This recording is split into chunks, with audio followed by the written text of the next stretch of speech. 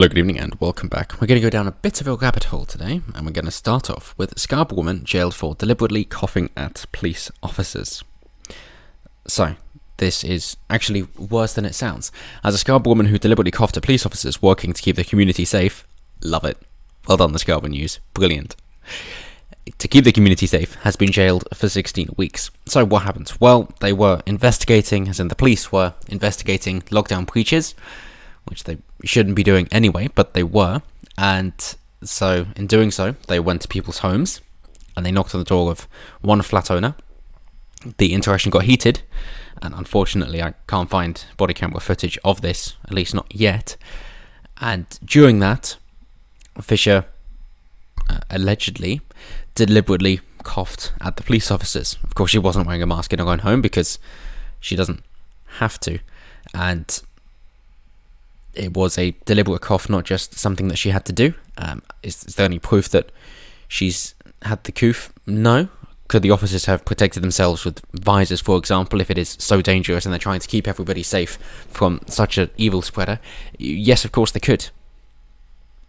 But no. Instead of that, she was sentenced on February 17th to 16 weeks imprisonment and also £75 compensation for some reason.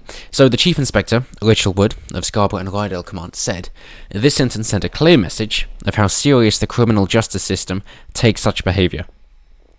Very true. She goes on to say, "All too often, police officers and staff are subjected to assaults and threats while carrying out their work to protect members of the public, including the very people who abuse them." Well, what if we disagree with that? What if we do not agree with police crackdowns? What if we think that maybe there's another way of doing things and we do not wish to comply with authoritarian laws?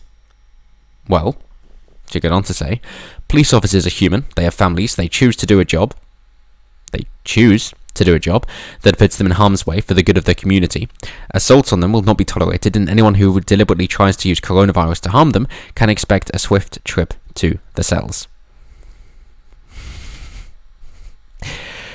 I always find this kind of posturing funny, but let's take them at their word, as they've made over 100 arrests since January 2020, and 150 arrests were made since January 2021, an increase of 45%, and that's a wider trend and all that. It's like, okay, cool. So this is the state of play in the UK.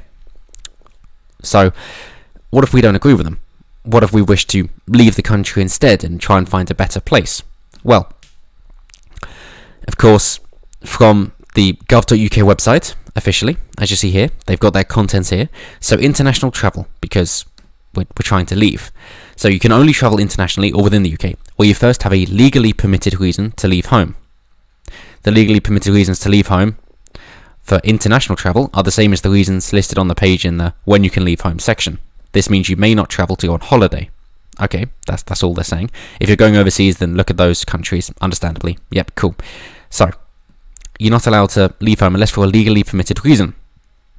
That's not so bad yet, necessarily, because they might say, if you're fleeing, for example, you can do so. But, no. Because, of course, now they've lumped it in with when you can leave home, which we all kind of know, but nonetheless, let's phrase all of this in a way which is trying to escape a government that you do not agree with and is instead persecuting you for your beliefs and trying to express your own freedom, if you will.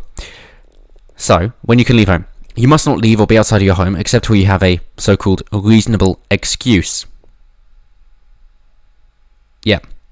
It's not that they've got a reasonable excuse to lock you in your home, but you actually need an excuse to leave home.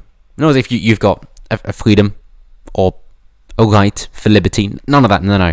It's just an excuse, and we're going to view that as reasonable because we're just so generous. So the police can take action against you, yes, as we all know. So it could be for work. If you're fleeing, does that count? No. Volunteering? No. Essential activities. This means you can leave home to buy things at shops or obtain services where necessary. You may also leave home to do these things on behalf... Okay, no. Education and childcare. No, it's not that. Meeting others and care. it's not that, no. Exercise, it's not that. Medical reasons, you can leave home for a medical reason, including to get a COVID-19 test for medical appointments and for emergencies. Is it a medical reason? Not unless you've already been battered by the police, and we're trying to avoid that, so no. Maternity, don't have to be pregnant to leave. Harm, so you may leave home to avoid injury or illness or to escape risk of harm, such as domestic abuse. So maybe, if you're concerned about police crackdowns, this counts, but not quite.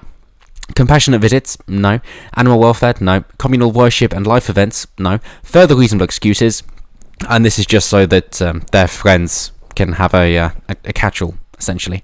So there are further reasonable excuses. For example, you may leave home to fulfill legal obligations or to carry out activities related to buying, selling, letting or renting a residential property for the purpose of picketing or where it is reasonably necessary for voting in an election or referendum. Oh, we love those postal ballots because they're so reliable. And then see guidance. Meeting other people, no. Exercise, no. And so on. Okay, in that case, right, so we have a difference in opinion.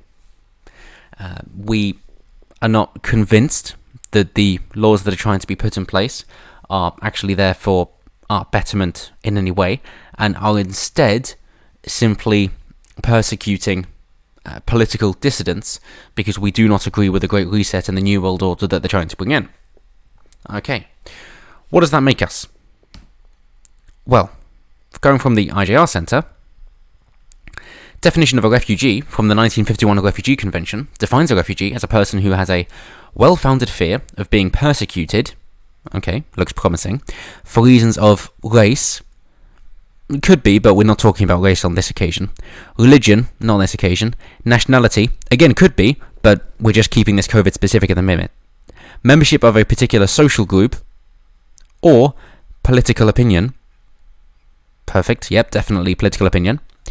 Is outside the country of his nationality, would love to leave, and is unable to, or owing to such fear, is unwilling to avail himself of the protection of that country. Yeah, well, there isn't a benefit from that country, so of course we wouldn't avail ourselves.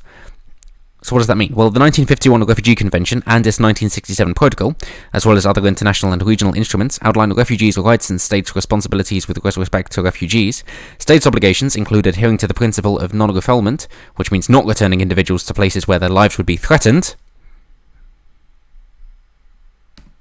Would this not be a place where this lady's life is threatened? Providing access to fair and efficient asylum procedures and ensuring respect for basic human rights.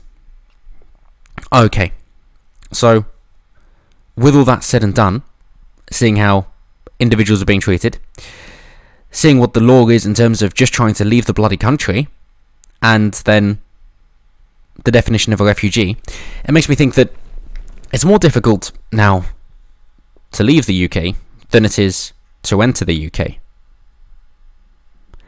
And that's a terrifying proposition, because we're all a fan of enforcing border control. No doubt, that's fine. And you want to be careful of who's coming into your country. Yes, of course, fantastic. But that doesn't mean stopping people from leaving your country. The whole idea of voluntary association, which is what this is trying to do, is to say, well, you can leave whenever you want, but we're not just going to let anybody in. Just the same as if you have a worthwhile group or maybe social circle of your own, you're not forcing people to stay with you, but you will bar some people from joining you, because it is a group that people wish to be a part of, and therefore you need to prevent people from coming in, vet them first if you will, even if it's just a company, for example, but you do not need to stop people from leaving because they do not wish to leave. It is their loss if they do decide to leave. But as we have seen time and time again in history, whether that be the anti-fascist Rampart, I believe was the name for the Berlin Wall from the east. Yep. That it is there to stop people leaving. Same as the demilitarized zone between North and South Korea, for example. It is to stop people from leaving, as needs to be the case. I mean, you could almost go as far as to say that's the same as prisons. But nonetheless, the point is that if you're stopping people from joining you, then you're essentially just defending yourself, and that's your own right to be left alone. But you do not have a right to force association of other people with you. Of course, this did all start with the civil rights causes, which was to say that no, you do not have the freedom to associate and inspire whoever you want. We will actually force you to associate with people that you do not wish to. It all started there. Rightly or wrongly, that is not the day that we're having. But it is plain to see that it is a natural evolution of that. To say that, actually, we are going to determine where you can go and who you can see and whether or not you can leave.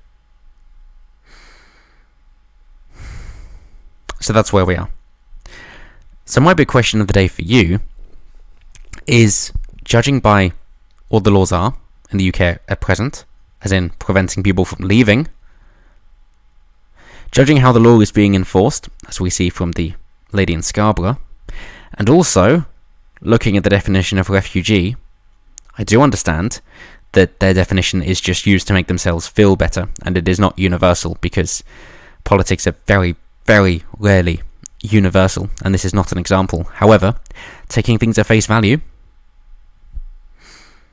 do you think the people who disagree with COVID being such a big issue as we are led to believe, given the government response, and especially when it comes down to vaccinations and vaccine passports, the people who disagree with that would legitimately be refugees?